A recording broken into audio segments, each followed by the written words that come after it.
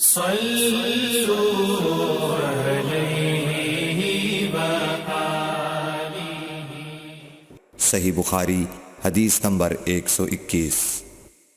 نبی اکرم صلی اللہ علیہ وسلم نے حجۃ الوداع میں فرمایا کہ لوگوں کو بالکل خاموش کر دو تاکہ وہ خوب سن لیں۔ پھر فرمایا لوگوں میرے بعد پھر کافر مت بن جانا کہ ایک دوسرے کی گردن مارنے لگو۔ صحیح بخاری حدیث نمبر 122۔ رسول اللہ صلی اللہ علیہ وسلم نے فرمایا کہ ایک روز موسیٰ علیہ السلام نے کھڑے ہو کر بنی اسرائیل میں خطبہ دیا تو آپ سے پوچھا گیا کہ لوگوں میں سب سے زیادہ صاحب علم کون ہے؟ انہوں نے فرمایا کہ میں ہوں۔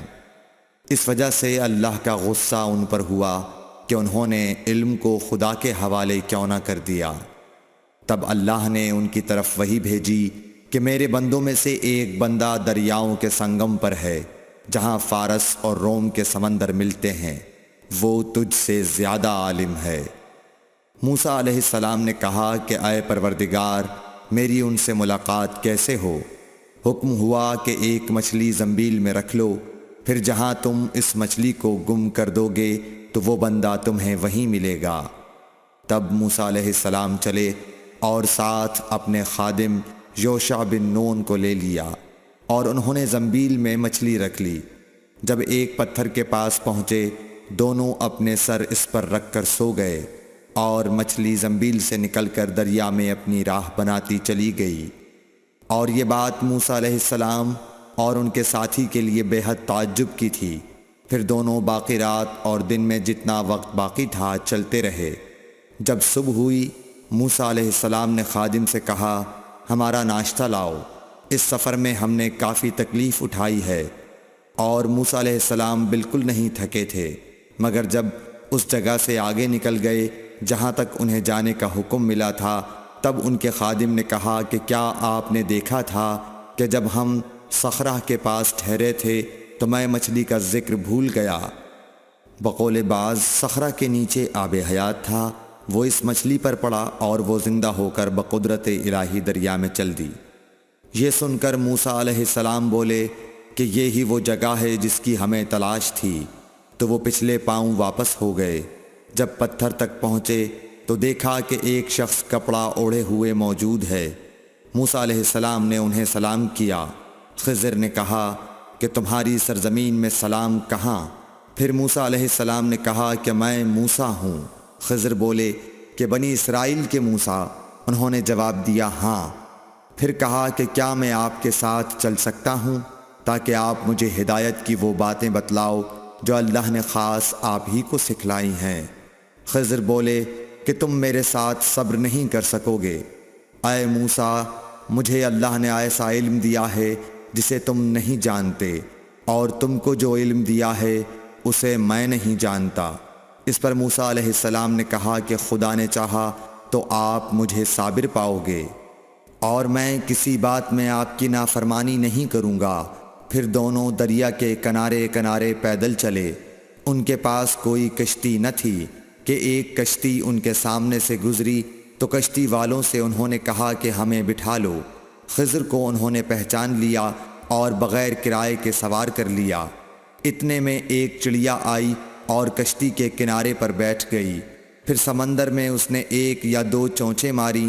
اسے دیکھ کر خضر بولے کہ اے موسیٰ، میرے اور تمہارے علم نے اللہ کے علم میں سے اتنا ہی کم کیا ہوگا جتنا اس چڑیا نے سمندر کے پانی سے۔ پھر خضر نے کشتی کے تختوں میں سے ایک تختہ نکال ڈالا۔ موسیٰ علیہ السلام نے کہا کہ ان لوگوں نے تو ہمیں کرایہ لیے بغیر مفت میں سوار کیا، اور آپ نے ان کی کشتی کی لکڑی اکھاڑ ڈالی تاکہ یہ ڈوب جائیں۔ خضر بولے کہ کیا میں نے نہیں کہا تھا کہ تم میرے ساتھ صبر نہیں کر سکو گے؟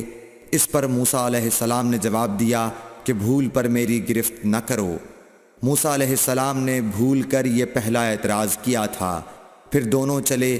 کشتی سے اتر کر ایک لڑکا بچوں کے ساتھ کھیل رہا تھا۔ خضر نے اوپر سے اس کا سر پکڑ کر ہاتھ سے اسے الگ کر دیا۔ موسیٰ علیہ السلام بول پڑے، کیا آپ نے ایک بے گناہ بچے کو بغیر کسی جانی حق کے مار ڈالا؟ غضب ہو گیا۔ خضر بولے کہ میں نے تم سے نہیں کہا تھا کہ تم میرے ساتھ صبر نہیں کر سکو گے؟ ابن عیینہ کہتے ہیں کہ اس کلام میں پہلے سے زیادہ تاکید ہے، کیونکہ پہلے کلام میں لفظ لکا نہیں کہا تھا، اس میں لکا زائد کیا، جس سے تاکید ظاہر ہے۔ پھر دونوں چلتے رہے، حتیٰ کہ ایک گاؤں والوں کے پاس آئے، ان سے کھانا لینا چاہا، انہوں نے کھانا کھلانے سے انکار کر دیا۔ انہوں نے وہیں دیکھا کہ ایک دیوار اسی گاؤں میں گرنے کے قریب تھی۔ خضر نے اپنے ہاتھ کے اشارے سے اسے سیدھا کر دیا۔ موسیٰ علیہ السلام بول اٹھے کہ اگر آپ چاہتے تو گاؤں والوں سے اس کام کی مزدوری لے سکتے تھے۔ خضر نے کہا کہ بس اب ہم اور تم میں جدائی کا وقت آ گیا ہے۔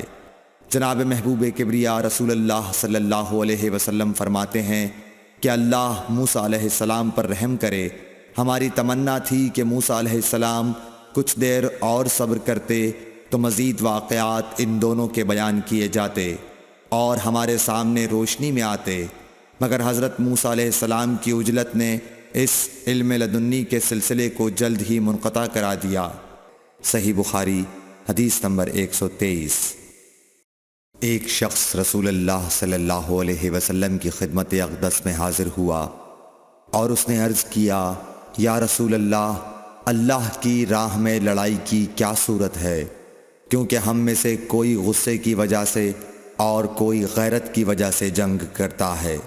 تو آپ صلی اللہ علیہ وسلم نے اس کی طرف سر اٹھایا، اور سر اس لیے اٹھایا کہ پوچھنے والا کھڑا ہوا تھا۔ پھر آپ صلی اللہ علیہ وسلم نے فرمایا، جو اللہ کے کلمے کو سر بلند کرنے کے لیے لڑے وہ اللہ کی راہ میں لڑتا ہے۔ صحیح بخاری حدیث نمبر 124۔ رسول اللہ صلی اللہ علیہ وآلہ وسلم سے رمی کے وقت پوچھا جا رہا تھا تو ایک شخص نے عرض کیا، یا رسول اللہ، میں نے رمی سے قبل قربانی کر لی۔ آپ صلی اللہ علیہ وسلم نے فرمایا، اب رمی کر لو، کچھ حرج نہیں ہوا۔ دوسرے نے کہا، یا رسول اللہ، میں نے قربانی سے پہلے سر منڈا لیا۔ آپ صلی اللہ علیہ وسلم نے فرمایا، اب قربانی کر لو، کچھ حرج نہیں۔ اس وقت جس چیز کے بارے میں جو آگے پیچھے ہو گئی تھی آپ سے پوچھا گیا، آپ صلی اللہ علیہ وسلم نے یہی جواب دیا، اب کر لو، کچھ حرج نہیں۔ صحیح بخاری حدیث نمبر 125۔ حضرت عبداللہ بن مسعود رضی اللہ تعالی عنہ کہتے ہیں کہ ایک مرتبہ میں رسول کریم صلی اللہ علیہ وسلم کے ساتھ مدینے کے کھنڈرات میں چل رہا تھا اور آپ کھجور کی چھڑی پر سہارا دے کر چل رہے تھے، تو کچھ یہودیوں کا ادھر سے گزر ہوا۔ ان میں سے ایک نے دوسرے سے کہا کہ آپ سے روح کے بارے میں کچھ پوچھو۔ ان میں سے کسی نے کہا، مت پوچھو، ایسا نہ ہو کہ وہ کوئی ایسی بات کہہ دیں جو تمہیں ناگوار ہو۔ مگر ان میں سے بعض نے کہا کہ ہم ضرور پوچھیں گے۔ پھر ایک شخص نے کھڑے ہو کر کہا، اے ابو القاسم، روح کیا چیز ہے؟ آپ نے خاموشی اختیار فرمائی۔ میں نے دل میں کہا کہ آپ پر وحی آ رہی ہے، اس لیے میں کھڑا ہو گیا۔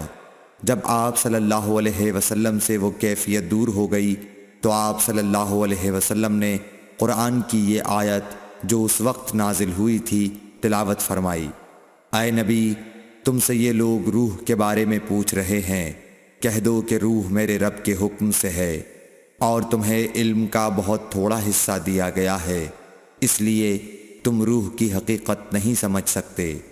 صحیح بخاری حدیث نمبر 126۔ رسول اللہ صلی اللہ علیہ وآلہ وسلم نے ارشاد فرمایا کہ اے عائشہ، اگر تیری قوم دور جاہلیت کے ساتھ قریب نہ ہوتی بلکہ پرانی ہو گئی ہوتی۔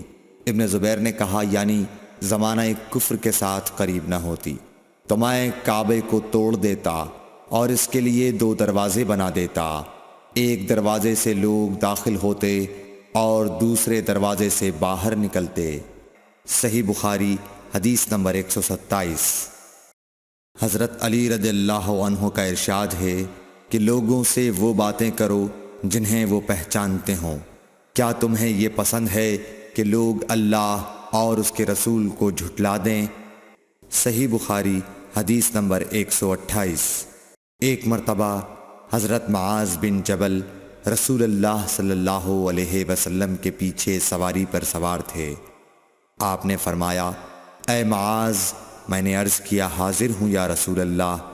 آپ صلی اللہ علیہ وسلم نے دوبارہ فرمایا، اے معاذ، میں نے عرض کیا حاضر ہوں اے اللہ کے رسول۔